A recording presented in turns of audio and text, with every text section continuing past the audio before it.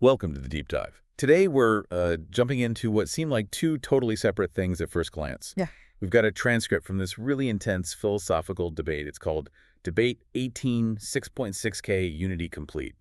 And on the other hand, some very dense technical pieces from a patent application. It covers something called the unity principle and short rank. Right, so our mission today, as I understand it, is to kind of find the thread connecting these, to pull out that golden circle Y behind them. Exactly. We're looking for the core motivation, the driving force for this new, apparently super complex semantic ontology, version 9.0. And the claim is, well, it's big. This isn't just a software problem they're trying to fix. No, it sounds like they're aiming way higher. The source material connects this architecture to things like computational drift, which, okay, that's techie, but then also moral entropy, and even social subterfuge. It's a huge leap, I agree. But they argue it all stems from one fundamental failure. They actually call it the tyranny of the gap between abstraction and reality. Okay, tyranny of the gap, that needs unpacking. It's basically just a way of saying things fall apart when what we say we're doing or what a system is supposed to do doesn't match what actually happens. Ah, the ASA versus DO problem. Precisely. SAADO. That gap, whether it's in promises or code logic or company mission statements versus reality, that's where the inefficiency, the waste, and ultimately the breakdown of trust happens. Okay, so let's start where the sources seem to start, Yeah. which is surprisingly philosophical. This is a hardship hypothesis in the debate transcript. Right. They dive straight into this idea, drawing on some pretty classic, maybe even pessimistic philosophy. The question is basically, does ease corrupt us? Does a life without challenge, without effort, inevitably lead to decay? They use that phrase, if roasted turkeys just fell out of the sky, we all just sort of wither. Yeah, exactly. It sounds almost absurd, but it leads directly to what they call the Caligula problem. The idea that without resistance, without some kind of discipline, character doesn't just stall out, it actively degrades. It rots, essentially, into indulgence, aimlessness, maybe even tyranny like Nero or Caligula. And that's moral entropy. It's a key concept here. Character isn't static. Without active shaping, without friction, it tends towards disorder, like energy in physics. It atrophies. Like a muscle you don't use, but for your ethics. That's a great way to put it, an ethical muscle. Yeah. And this whole idea really sets the stage for the big conflict in the debate, these two opposing views. The Crucible Thesis versus the Conscious Ascent Thesis. Okay, let's take side A first. The Crucible Thesis. This sounds like the tough love argument, maybe the traditionalist view. Yeah, you could say that. It's rooted in a kind of hard-nosed empirical realism. The core belief is that real character has to be forged in the fires of unchosen hardship, often brutal hardship. You survive the fire, you come out stronger. But hang on, isn't that classic survivorship bias? Absolutely. That's the immediate counterargument. You're looking at the few who made it through and saying, see, hardship works, but ignoring everyone who's just crushed by it. Exactly. And that's the core criticism from side B, the Conscious Ascent Thesis. They look at the Crucible model and see enormous amounts of what they call unnecessary waste. Unnecessary waste, meaning broken potential. Broken potential, wasted lives, trauma that didn't need to happen. Side B argues that true character comes from volition, from conscious choice, aspiration, building yourself up from a stable foundation, not despite a destructive one. So it's not about eliminating challenge altogether. No, not at all. It's about the type of challenge. This is crucial. They distinguish between constructive challenge, like a weight you choose to lift, something that builds you, and destructive trauma, which just breaks you. Okay, so constructive versus destructive. Side B wants the chosen awakening, not the forced awakening. Precisely. Pulled by a vision, not pushed by pain. It's about aiming for flourishing, not just survival. So how do they reconcile this? If stability is the foundation, does that mean the Crucible folks were just wrong? All that suffering was pointless? Well, they don't completely dismiss the value of resistance. The synthesis they propose, their kind of North Star, is about using stability to pursue voluntary hardship. Ah, okay. Yeah. Use the safety net to take calculated risks, to push yourself intentionally. Exactly. Stability is the launch pad. Volition, the ability to see the gap between what is and what could be, the actuality potential gap, that becomes the engine for growth. That conscious striving prevents the moral entropy. So you're channeling that life energy purposefully rather than letting it fester into, well, Caligula. Okay, that makes philosophical sense. But now the huge leap. How on earth does this connect to computer chips and memory addresses? Well, the connection is surprisingly direct. That philosophical failure, the SARDO gap, it has a perfect technical equivalent. Inefficiency, bugs. Inefficiency, bugs, computational drift, wasted resources, unreliable systems, fundamentally mistrust in the system's results. So the technical goal mirrors the philosophical one. Achieve verifiable integrity. Make it so that say is provably identical to DO, S equivalent. Mathematically identical, not just close, but equivalent. That's the core claim of the patent, the unity principle. And it hinges on this identity, S equiv AH. Okay, let's break that down. S is optimal semantic organization. Basically, the meaning, the concepts, organized perfectly by importance. P is optimal physical memory layout, where the data actually sits in the physical memory chips.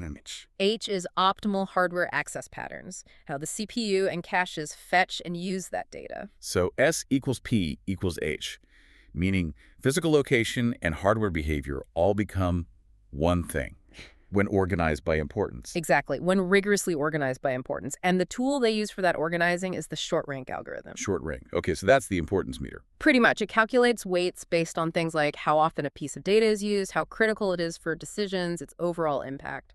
And how does that ranking translate to, like, an actual address in memory? That seems like the magic step. That is the breakthrough claim, achieving semantic to physical address equivalence. The important score, derived from short rank, isn't just a label. It's fundamentally tied, mathematically, to the memory address itself. Whoa, so you don't need a lookup table or anything. The meaning is the location. Correct. No translation overhead. You know something is important, semantic property S. Therefore, you know exactly where it is, physical property P. So important stuff gets prime real estate close to the processor, like VIPs at the front of the queue. That's a perfect analogy. And because the most important things, S, are placed sequentially at the lowest, fastest addresses, P, it creates a deterministic causal chain. Meaning it forces the standard hardware prefetchers in the CPU to automatically grab them and keep them in the fastest cache, H.